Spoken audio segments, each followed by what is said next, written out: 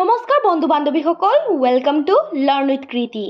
আজি অসমৰ 22,000 পদৰ কাৰণে ডক্টৰ হেমন্ত বিশ্ব শৰ্মা ডাঙৰীয়াই নতুন এটা ঘোষণা কৰিলে।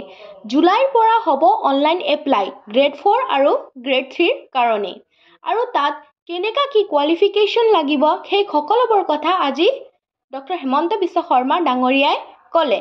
বলক আমাৰ মুখ্যমন্ত্ৰী ডাঙৰীয়াই কি ক'লে শুনি লওঁ।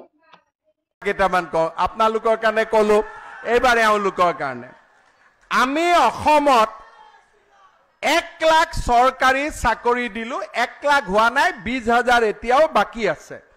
এই সপ্তাহত আমি 22,000 সপ্তাহত নাই সৰি এই মাহৰ ভিতৰত আমি 22,000 চাকৰিৰ আৰু এডভাৰটাইজ দিম। অসমত গৰীব দুখীয়া মানুহে টকা নিদিয়াকৈ চাকৰি জীৱনত নাপাইছিল।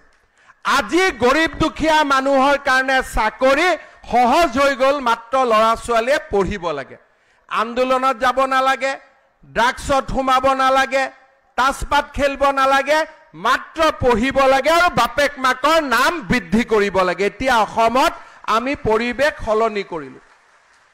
এতিয়া 22,000 চাকৰি ওলাব। কোনোবাই মোক সুধিছে যে 1 লাখ হৈ যোৱাৰ পিছত শেষ নেকি?